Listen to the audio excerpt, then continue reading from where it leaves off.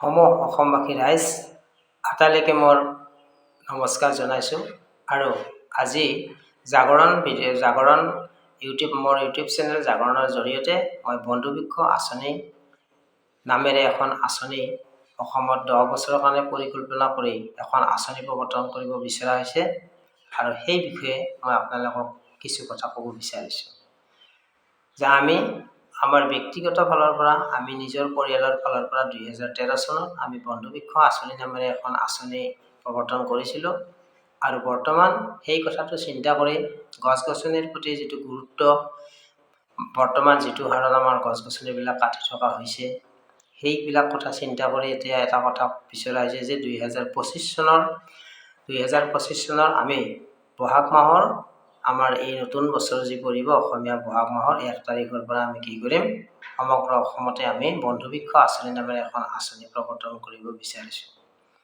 এই আঁচনিখনৰ মূল উদ্দেশ্য হৈছে যে আমাৰ ৰাজহুৱা স্থানত আমি প্ৰতিজন মানুহে আমি ৰাজহুৱা স্থানত এজোপাকৈ আমি এবছৰত যদি গছ পুতো 10 বছৰৰ পৰিকল্পনাত আমি 10 জোপাকৈ এজন মানুহে পুতিলে আমাৰ সমগ্ৰ অসমৰ প্ৰতিখন গাঁৱতে কি হ'ব আমাৰ এই গছ-গছনিবিলাক ৰাজহুৱা স্থানত পুতা গছ-গছনিবিলাক কোনেও কাটিব নোৱাৰিব আৰু সেইবিলাক আমাৰ কি হ'ব ভৱিষ্যতে আমাৰ পৃথিৱীক সেউজীয়া কৰি ৰাখিব আৰু আমাৰ ৰাজহুৱা সম্পত্তি হিচাপে সুন্দৰ হৈ থাকিব।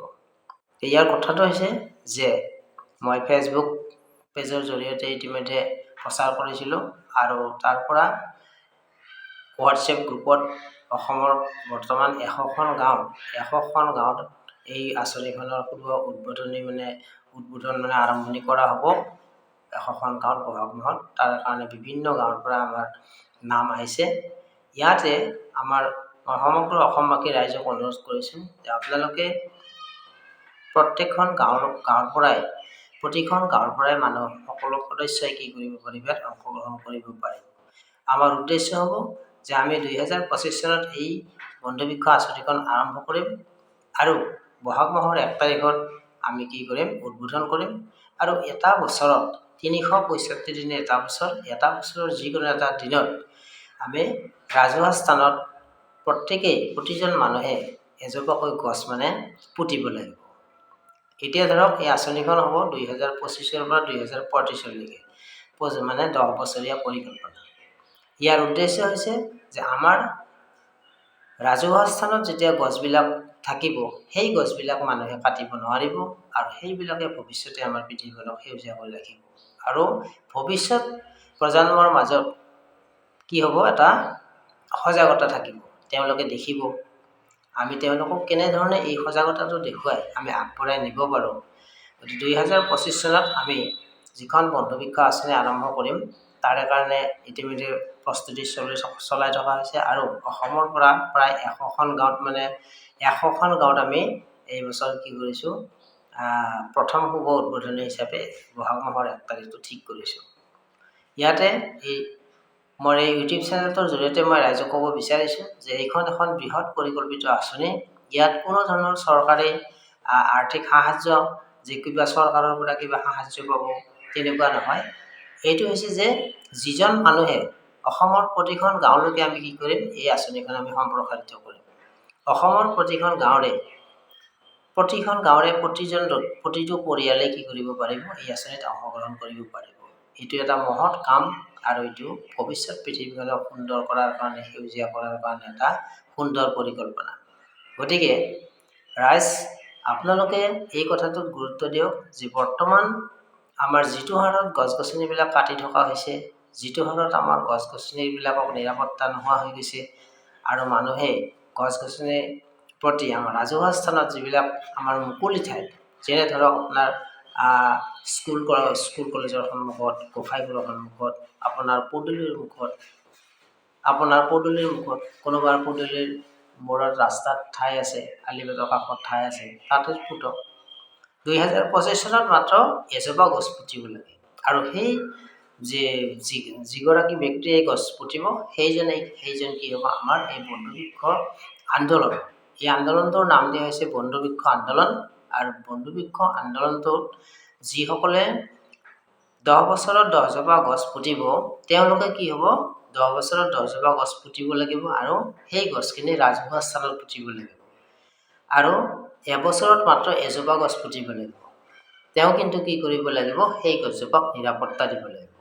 গছজোপা বেৰ কৰি ৰাখিলে এবছৰত এজোপা মাত্ৰ এজোপা গছ। চাওক ৰাইজ, আপোনালোকে বা আমি আমাৰ নিজৰ বাৰীঘৰত আমি যথেষ্ট গছ পুলি আমাৰ অসমৰ সকলো মানুহে আমি লগাই থাকোঁ। কিন্তু আমাৰ কি হয়, প্ৰয়োজন সাপেক্ষে আমাৰ যেতিয়া প্ৰয়োজন হয় তেতিয়া আমি সেইবিলাক বিক্ৰী কৰি দিওঁ। আমি বিভিন্ন অসুবিধাত পৰিলে গছবিলাক বিক্ৰী তেনেকুৱা হয়। কিন্তু এই কথাটো এইকাৰণে চিন্তা কৰা হৈছে যে ৰাজহুৱা স্থানত যিবিলাক গছ থাকিব সেই গছবিলাক ভৱিষ্যত কোনো মানুহে কাটিব নোৱাৰিব আৰু আমাৰ বন্ধুবৃক্ষ আন্দোলনটো আমি 10 বছৰৰ কাৰণে ৰাখিম। এই 10 বছৰীয়া পৰিকল্পনাত আমি প্ৰতিজন মানুহে 10জোপাকৈ গছ পুতি ৰাজহুৱা স্থানত আমি গছ পুতি পৃথিৱীক উপহাৰ দিম। আৰু ভৱিষ্যতে কি হ'ব, সেই গছবিলাক যেতিয়া অলপ ডাঙৰ হৈ আহিব তেতিয়া তাত আমি কি কৰিম, চাইনবোৰ্ড লগাই দিম যে বন্ধুবৃক্ষ আঁচনি বা বন্ধুবৃক্ষ আন্দোলন, এজন মানুহে 10জোপা গছ পুতি কি কৰক, পৃথিৱীখনক উপহাৰ দিয়ক।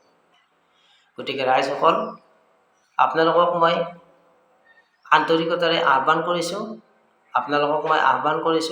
আপোনালোকে আমাৰ অসমৰ প্ৰতিখন গাঁৱৰ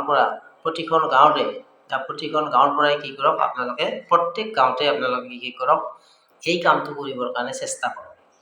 তেতিয়া চাব, এতিয়া ধৰক এখন গাঁৱত আমি 2025 চনত এখন গাঁৱত এজন ব্যক্তিয়ে কামটো আৰম্ভ কৰিলে, মাত্ৰ এজোপা গছ। জীৱনত কিমান কাম কৰিছে মানুহে, কিমান টকা পইচা মানুহে কৰিছে, এজোপা গছৰ পুলিৰ দামটো বেছি নহয়, হয়তো 30 টকা 40 টকা বা 50 টকা এটা। তেনেকুৱা ধৰক ঔষধি গছ তেনেকুৱা যিবিলাক আছে তেনেকুৱা গছবিলাক দিব পাৰিব, ফল মূলৰ গছ দিব পাৰিব। তাৰ ফলত আমাৰ কি হ'ব, আমি 2025 চনত ধৰি লওক অসমত আমি কি কৰিলোঁ, 100খন গাঁৱতে আমি আৰম্ভটো কৰিলোঁ। সেইখন গাঁৱত যেতিয়া এজোপা গছ পুতি বন্ধুবৃক্ষ আন্দোলন আৰম্ভ কৰা বুলি ঘোষণা কৰিব, তেওঁক দেখি পেলাই সেইখন গাঁৱৰ পৰা আৰু 10জনক তেওঁ বুজাব। সেই 10জনে 10জোপা পুতিব, সেই 10জনে 10জোপা পুতাৰ পিছত তেওঁলোকে আৰু 10জনকে তেওঁলোকক পুতাব। গতিকে চাওক, আমি আমাৰ অসমৰ যিমান গাঁও ভূঞ অঞ্চলবিলাক আছোঁ, আমাৰ নিজৰ অঞ্চলবিলাকক বা নিজৰ আমি ঠাইবিলাকক আমি অতি সুন্দৰ কৰি অসমক কি কৰিব পাৰোঁ, আমি পৃথিৱীৰ ভিতৰতে প্ৰথম স্থানত লৈ যাব পাৰিম। গতিকে ৰাইজ, এই বন্ধুবৃক্ষ আন্দোলন আঁচনি, যিখন বন্ধুবৃক্ষ আন্দোলন আঁচনি 2025ত আমি আৰম্ভ কৰিম বহাগ মাহৰ 1 তাৰিখৰ পৰা। গতিকে আপোনালোকে যিসকলে ইয়াতে অংশগ্ৰহণ কৰিব বিচাৰে যে এজোপা গছ মই পুতিম, কোনোবাই ভাবিছে যে এজোপা গছ ৰাজহুৱা স্থানত পুতিম আৰু তাক নিৰাপত্তা দিম, আকৌ 26 চনত এজোপাকে পুতিম, 27 চনত এজোপাকে পুতিম, ঠিক তেনেকৈ আপুনি পুতিলে আমি পুতিলোঁ, তেওঁ পুতিলে, এনেকুৱা কৰোঁতে কি হ'ব, আমাৰ অসমৰ প্ৰতিখন গাঁৱলৈকে কি হ'ব, আমি এই আঁচনিখন 10 বছৰৰ ভিতৰত সম্প্ৰসাৰিত কৰি লৈ যাম। তাৰ ফলত কি হ'ব, আমাৰ গাঁওবিলাকত এটা সজাগতা আহিব আৰু ভৱিষ্যত প্ৰজন্মবিলাকে এইবিলাক দেখিব। গছবিলাক যেতিয়া ডাঙৰ হ'ব, তাত সুন্দৰ এনেকুৱা চাইনবোৰ্ড লগাই দিয়া হ'ব, বন্ধুবৃক্ষ আন্দোলন, এজন মানুহে 10জোপা গছ পুতি পৃথিৱীক উপহাৰ দিয়ক। গতিকে চাওক ৰাইজ, আমি কিমান জীৱনত টকা পইচা খৰচ কৰোঁ, আমি জীৱনত কিমান আমি অলাগতিয়াল কাম কৰোঁ, কিন্তু এজোপা গছ বা এজন মানুহে পৃথিৱীত বা যদি 10জোপা গছ পুতে, 10জোপা গছ মাত্ৰ কি কৰক, ৰাজহুৱা স্থানত পুতি দিয়ক। যেতিয়া ৰাস্তাত থাকিব গছবিলাক, তাত চাইনবোৰ্ড লগাই থাকিব, সেই গছ আৰু কেতিয়াও কোনেও কাটিব নোৱাৰিব। কিন্তু এটা কথা মনত ৰাখিব যে যিসকলে নিজৰ পদূলিৰ মূৰতে হওক বা অলপ বেলেগ ঠাইতে হওক, মুঠতে ৰাজহুৱা খাল স্থানবিলাকত গছ পুতিব লাগিব। কিন্তু গছজোপা তেওঁ নিজৰ পদূলিৰ মূৰত গছ পুতিলেও সেই গছখিনি কিন্তু কি হ'ব, 10 বছৰত পুতা 10জোপা গছ তেওঁ কাটিব, তেওঁৰ জীৱনততো নহয়, তেওঁৰ ভৱিষ্যত প্ৰজন্মও বা বংশধৰসকলেও সেই গছত কোনো অধিকাৰ নাথাকিব।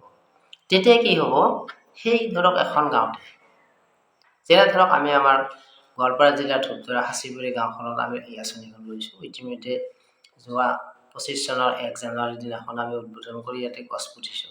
বন্ধুবৃক্ষ আন্দোলন আঁচনিত ইয়াতে শুভাৰম্ভ কৰা হৈছে ইতিমধ্যে, কিন্তু আনুষ্ঠানিকভাৱে আমি কি কৰিম, বহাগ মাহৰ আমি অসমৰ মানুহ, অসমীয়া ৰঙালী বিহু বহাগ মাহ যেতিয়া ৰঙালী বিহু আহিব। আমি সেই ৰঙালী বিহুৰ সময়ত কি কৰিম, বহাগ মাহৰ 1 তাৰিখত আমাৰ প্ৰথম দোমাহী হ'ব, বিহু হ'ব। আৰু সেই 1 তাৰিখে কি কৰিম, আমি অসমত 100খন গাঁও আমাৰ বৰ্তমান লক্ষ্য লোৱা হৈছে যে এই বছৰত আমি 100খনত আৰম্ভণিটোহে কৰি দিম। তাৰপিছত তেওঁলোকে যিসকলে পুতি থাকিব গোটেই বছৰটোতে তেওঁলোকে পুতি থাকিব। আজি এজোপা পুতিলে যোনে যেতিয়া সময় পায়, মুঠতে 365 দিন 1 বছৰৰ ভিতৰত মাত্ৰ এটা দিনত আধা ঘণ্টা বা 1 ঘণ্টা সময় লাগিব তেওঁ গছ এজোপা পুতিলে, নিজাকে তাতে এটা চেগাৰ দিলে বা এটা বেলবোৰ দিলে, কিন্তু তেওঁ সেই গছজোপা চোৱা চিন্তা কৰিব। ঠিক 26 চনত তেওঁ পুতিলে, 27ত পুতিলে, এনেকৈ কৰোঁতে কৰোঁতে কি হ'ব, 35 চনলৈকে তেওঁ কি কৰিলে, এজন মানুহে 10জোপা গছ পুতিলে। আৰু তাৰ পৰা সেই গাঁওখনত সেই কথাটো কি কৰিব, প্ৰচাৰ কৰিব। লাহে লাহে কি হ'ব, এই বন্ধু বৃক্ষ আঁচনিখনে এটা সমগ্ৰ অসমতে এটা সুন্দৰ প্ৰভাৱ পেলাব। গতিকে চাওক আপোনালোকে, মই মোৰ ইউটিউব চেনেলটোৰ জৰিয়তে মই ৰাইজক জনাইছোঁ যে ইউটিউব চেনেল মোৰ জাগৰণ হয়। জাগৰণ এইকাৰণে নাম দিয়া হৈছে যে মানুহৰ মাজত কিছুমান ক্ষেত্ৰত সজাগতা সচেতনতা আনিবৰ কাৰণে নৱপ্ৰজন্মক আমি কেনেধৰণে অনুপ্ৰাণিত কৰিব পাৰোঁ, ভাল কথা ক'ব পাৰোঁ, ভাল জ্ঞান শিকাব পাৰোঁ, সেইটোৱে আচলতে আমাৰ উদ্দেশ্য। নহ'লে এই মানৱ জীৱনটোৰ পূৰ্ণ সাৰ্থকতা আমাৰ কেতিয়াও নাথাকিব। গতিকে বন্ধু বৃক্ষ আন্দোলন যিখন অসমত কৰা হৈছে, তাৰ কাৰণে আমি হোৱাটছএপ গ্ৰুপত কিছুমান সদস্য ইতিমধ্যে আমি ভৰ্তি এটা গ্ৰুপো আছোঁ। আৰু এই আঁচনিখনত এটা কথা নহয় যে আজি আমি এই বন্ধু বৃক্ষ আঁচনিৰ বিষয়ে প্ৰচাৰ কৰিছোঁ কাৰণে যে আমি ইয়াৰ মানে উদ্যোক্তা বা সেইটো কথা নহয়। ইয়াত যিসকল মানুহে অসমৰ প্ৰতিখন গাঁও, প্ৰত্যেকটো অঞ্চলৰ যিসকল ব্যক্তিয়ে, যিসকল লোকে আগ্ৰহেৰে প্ৰকৃতিপ্ৰেমী তেওঁলোকে আহি আমাৰ এই আন্দোলনত যোগদান কৰিব যে তেওঁ 10 বছৰত 10জোপা গছ পুতিব লাগিব আৰু 10জোপা গছটো ভৱিষ্যত ৰাজহুৱা সম্পত্তি হৈ থাকিব। এইটো হৈছে বন্ধু বৃক্ষ আন্দোলনৰ মূল উদ্দেশ্য। গতিকে মই সেইকাৰণে আজি এই ইউটিউব চেনেলটোৰ জৰিয়তে মই ৰাইজৰ কাৰণে কথাটো মই জনাইছোঁ। গতিকে আপোনালোকে অলপ চিন্তা কৰি যিসকলৰ আগ্ৰহী, যিসকল প্ৰকৃতিপ্ৰেমী বা যিসকলে, আমি বাধ্যবাধকতা কাকো কৰাব নাযাওঁ, এইটো ভাল কাম নে বেয়া কাম সেইটো চিন্তা কৰি চাব লাগিব যে ইয়াৰ ফলত আমাৰ কি লাভ হ'ব। আমি অসমত যেতিয়া আমি 10 বছৰৰ পৰিকল্পনাত আজি চৰকাৰে ইমান লাখ লাখ কোটি কোটি টকা খৰচ কৰি গছ পুতাইছে, কিন্তু এতিয়া কিমান গছ আছে আপোনালোকে চাব পাৰে। নিজৰ নিজৰ ৰাস্তা ঘাটবিলাকত যদি তাক নিৰাপত্তা দিয়া নহয়, তেতিয়াহ'লে চৰকাৰে টকা খৰচ কৰি গছ পুতি দিয়ে আমাক কেতিয়াও আমাৰ গাঁও হৈ বা অঞ্চলবিলাকত আমাক উপকাৰ কৰিব নোৱাৰে। কাৰণ কিয় নোৱাৰে, সেই বস্তুটো আমি মনে প্ৰাণে আমাৰ অন্তঃকৰণেৰে মনে প্ৰাণে আমি বিচাৰিব লাগিব প্ৰতিজন ব্যক্তিয়ে। গতিকে এই আঁচনিখনত আপোনালোকে অংশগ্ৰহণ কৰক। মই আটাইলৈকে মোৰ আন্তৰিক শুভেচ্ছা জ্ঞাপন কৰিছোঁ আৰু এই ইউটিউব চেনেলটোৰ জৰিয়তে আপোনালোক ৰাইজক জনাইছোঁ। আপোনালোকে নাভাবিব যে এই কথাটোত কি হয়, পিছত আপোনালোকে গম পাব। যেতিয়া আমাৰ বন্ধু বৃক্ষ আন্দোলনটো এই বহাগ মাহৰ 2025 চনৰ এইটো যিটো আহি থকা ৰঙালী বিহুৰ প্ৰথম 1 বহাগৰ দিনা আমাৰ 100খন গাঁৱত আৰম্ভ হ'ব।